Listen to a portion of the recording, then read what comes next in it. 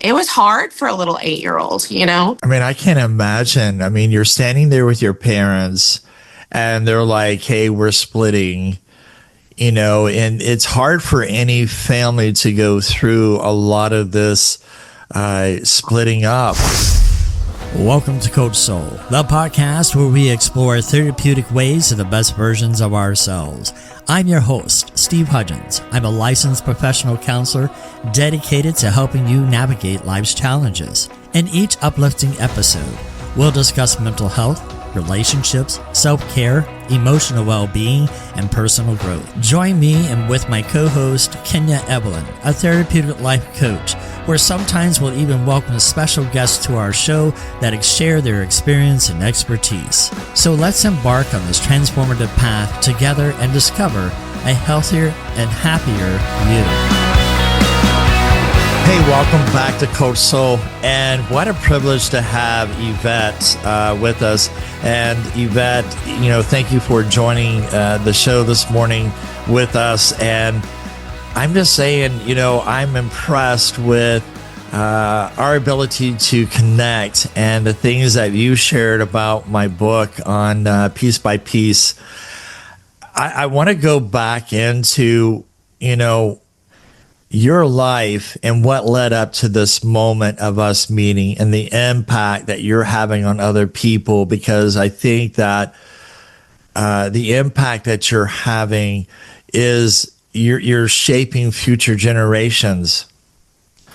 Tell us a little bit about who you are, what you do, and where you're from. Okay. So I am Yvette Leal. I am an educator, a teacher. I teach in a high school here in Texas. I've been teaching I finished my 15th year as a teacher this last year. So I'm going to be moving into my 16th year as a teacher. Before I taught, I did different things in my life. But right before I started teaching, just to see if it was something for me, I did a couple of things. So first, I became a parenting facilitator.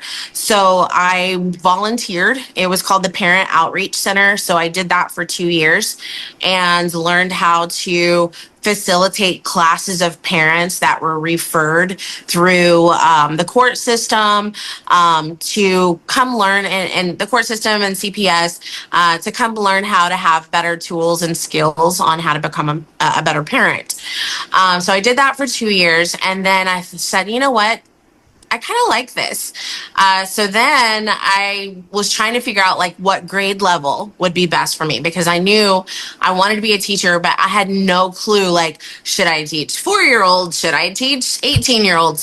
Where do I fit in? Right. And I wanted to know. So I substituted for 2 years, and I substituted every grade level. So starting with little 4-year-olds all the way through senior year. And let me tell you, I had some really cool experiences. Some that I was like, you know what? This little third grader is so sweet and precious, but not for me. And I get to high school and I see kids that have their heads down, kids that just, and I looked at these babies. Some of them wanted to do their work. Some of them had their heads down.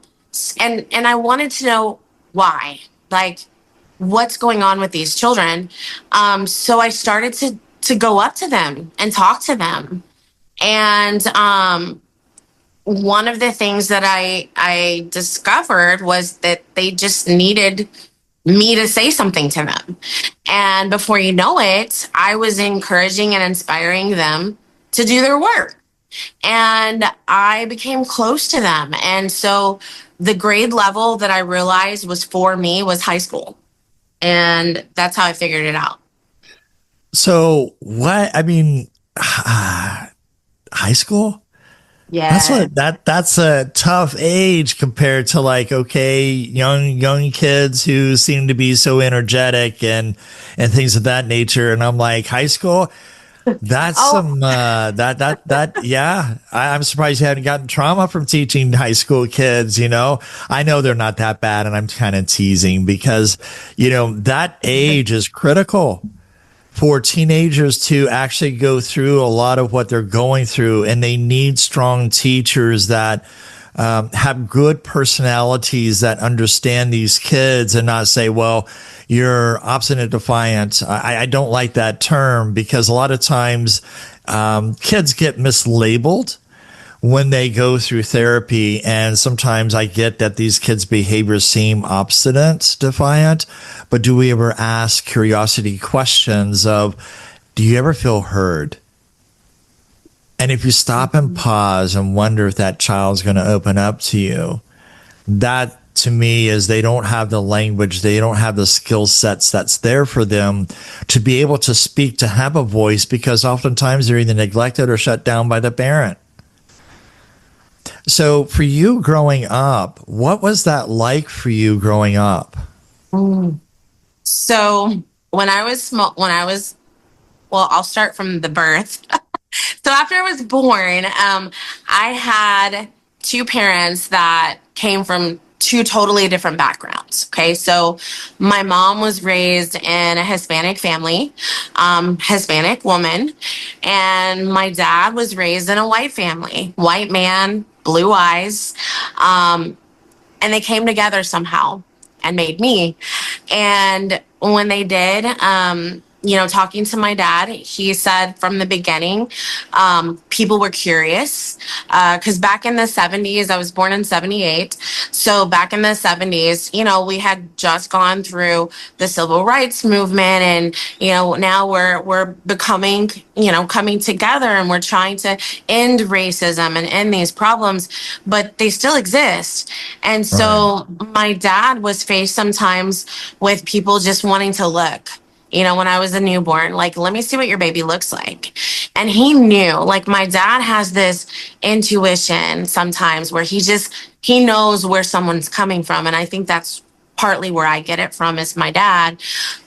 But he was like, I knew what they were wanting. They wanted to see what a mixed baby looked like. And he's like, but I wasn't going to give it to him. So he'd tell him, no, like, you can't look at her. And so, my younger childhood, I grew up with two siblings. I'm an older sister. And so my older sister was from my mom's previous marriage. And then with my dad, my mom had three of us. So I grew up little, like, loving life. Like, we had the best Christmases. Like, we bonded, I just remember, like, going places and having fun with my whole family. And my brother and sister, we played all the time together, and sure, we got into some fights here and there, but we loved each other. My dad would sleep all day because he worked at night. He worked at a newspaper company, and he would get his rest during the day. So my mom, she would be like, I'd want to help sweep or help clean the house, and my mom would be like, no, y'all are being too loud, just go outside and play. So a lot of the time, and when I was young, like, I spent outdoors, having friends, playing, being outside, discovering new people. I had friends, and since my parents didn't judge based on the color of your skin, I was colorblind. So I had friends of every shade. I had friends that were Asian. I had friends that were Mexican. I had friends that were white. I had friends that were black. It didn't matter. Like, I never saw skin color. Do you And Well, I was going to say, do you feel like your family was more of a matriarchal or a patriarchal type style family? it was more I think patriarchal mostly because my dad worked, and my mom stayed home. My dad had, control of the money. He would give money to my mom here and there when she wanted to go shopping, but he would limit how much because my mom was a shopaholic. So he was the lead in our family for sure. But when my dad wasn't around, then my mom was boss. Like, she was the matriarch. She was the one that we feared mostly. We didn't fear our dad. Like, we feared our mom. Like, she had a tone, and so we knew how to straighten up, and she spanked us. My dad spanked us one time in our entire life for doing something really bad, climbing in gutters. So he knew that, like, but and he didn't want to, like, because my dad is not never like a physical spanking type of father. He didn't want to spank us, and we could tell he didn't want to spank us, but he felt like that was the only thing that would get our attention because we were free birds. Like, we spent most of our time outside, and he didn't want us to be in danger. And so, it did. It left a mark, and we never climbed in a gutter again. Like, we were literally opened up one of those manhole things, Oh, and the wow. Yeah. neighborhood kids did, and we were inside of it. Me, my brother, and sister, we were playing inside, and we were looking out and popping our heads out when my dad came home from work. And when he saw us, like, he flipped out, and he was like, he was so scared for our lives. For sure. So we never forgot that spanking. But my mom, on the other hand, like, any little thing like we did wrong, we could get yelled at or spanked. So they were the different personalities for sure. And that went on, and everything was great until I was about 8 years old. And at 8 years old, that's when my life changed. Okay. So at 8, that's when I can remember visually, like, it is a flashbulb memory. My mom and dad coming into the living room, me, my brother and sister lined up, looking at our parents, and they're like, "We have to talk to you." And we knew it was serious because they never did that. And we were like, "What?" And they said, "Oh, we're separating." And it was hard for a little 8-year-old, I mean, I can't imagine. I mean, you're standing there with your parents and they're like, "Hey, we're splitting," and it's hard for any family to go through a lot of this splitting up. I'm writing, I'm supposed to be going to a meeting this afternoon and talking to another person that we're looking at co-authoring a book on what ways can we mature our love. We talk about how the do's and the don'ts of what to do in a marriage or relationship, but we don't talk about maturing. And it seems like we become, instead of covenant, we're faith-based. Covenant means that we honor our vow to each other before God. But it seems like we traded it for consumerism. Don't like this car, I'm going to new car. I don't like this fast food restaurant, so I'm going to change it for out. Don't like this insurance. Don't like this cell plan. Whatever the case may be, marriage is the same way. I don't like something. Instead of communicating about it, we decide to split and have wars about it. So I can't imagine. I see the impact, just talking with you on Zoom here, of the impact that this has had on you. So you're 8 years old. You're the oldest. You have your other siblings with you. When you think about that turning point, what happened after that? They divorced? Well, not right away. So what ended up happening, and meanwhile, so I had mentioned earlier, I did have an older sister from my mom's previous marriage. She had already moved out. So she was 15 when she moved out of the house. Okay. So it started, there was already like a mosaic family between my older sister and us, but we never saw her as a half sister. We knew that was our sister. But when she moved out, so she was the first to like break our family, and she left at 15. And I just remember thinking, well, she's not an adult yet, but she's cool. Like, she had a closet full of Michael Jackson, jackets and clothes and Madonna stuff. And I just remember like putting them on and just wanting to be like a part of my older sister and connected with her. But we didn't have a bond because we were 6 years apart, but I wanted it, but I didn't have the words to tell her. So she never knew, like, we talked about this later on, but she never knew how much I looked up to her. And when she moved out, like, I saw her strength. Like, wow, she can do this at 15, and, she's out on her own, and then we're here, but we're safe because we have our family. So then when that happened, my dad moved out, and that's when everything shifted. And so now we're left at home by ourselves sometimes. And I don't know at what age that actually started.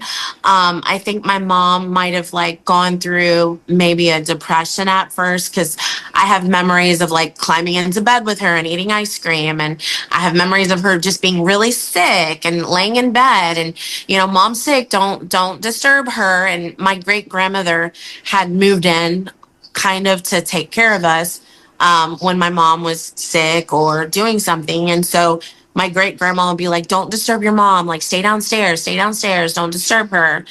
And so I don't know like really how sick she was or if it was just a depression, but we were oblivious to that as kids.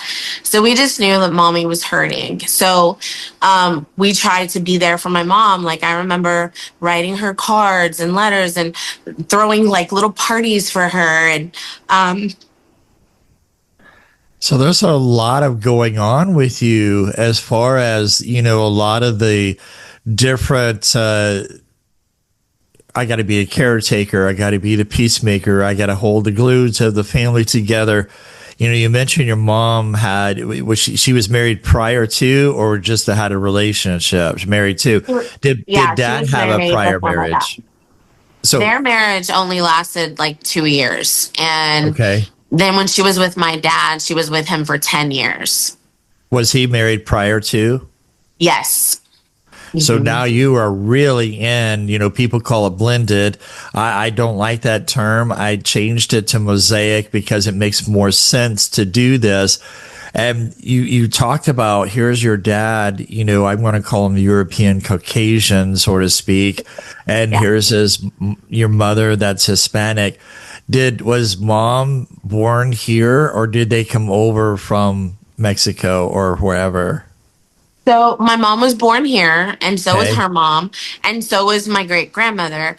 But my great grandmother predominantly spoke Spanish, taught herself English.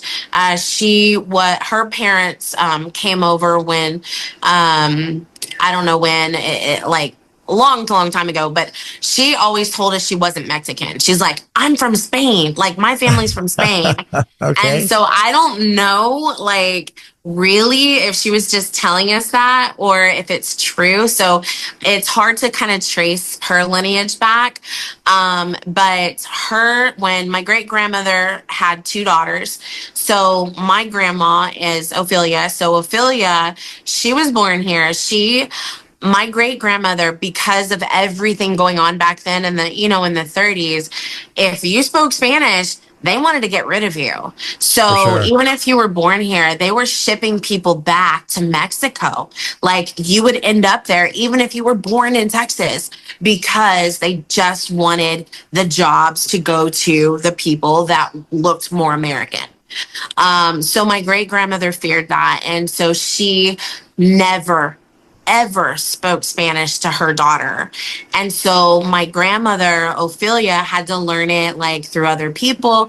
And she ended up marrying somebody that was born in Mexico. So that's my grandpa. My grandpa was born in Chihuahua, Mexico. And then he came here. So they got married. Then they had 6 kids. My mom was one of them. And they never spoke Spanish to my mom. But she learned it somehow through babysitters and stuff. But then she never spoke Spanish to me. So I've only had to learn it. Like we've all had to just try to figure out how to learn Spanish because it's in our family. But yeah, so I speak a little bit. That's wild, because you look at transgenerational messaging that comes down through culture that impacts who we are by the messaging, and even traditions, it reminds me of the Native Americans, Yeah. We don't want to be called a Native American because of the impact and so a lot of people who are Native American change to the white, and so it makes it difficult to go through the census, so to speak, to try to find your heritage. I have Choctaw in my background and Irish, and so the last name is from Wales. So there's a lot of transgenerational messaging that comes with it, but all of a sudden, 8 years old, you have this impact of, wham, we're going to have a difficulty in being able to hold the family together. So here you are, 8 years old, mom and dad split. Is it, back in the 70s, so to speak, it's not like today. So did you have opportunities to go between homes and visit them? Yeah, so I was born in 78. So this one, I was 8 years old. It was mid 80s. Yes. So first my mom let us they knew that we as kids were important. My mom knew that my dad loved us, and so she had no problem with us going back and forth. But the problem was my dad lived in this very small apartment. So when he first moved out, we lived in an apartment too, but it was pretty spacious. It had at least 3 bedrooms. And so we had our space. We had upstairs, downstairs, and to go to this really small apartment was different for us. So we would go at first, I think it was every other weekend.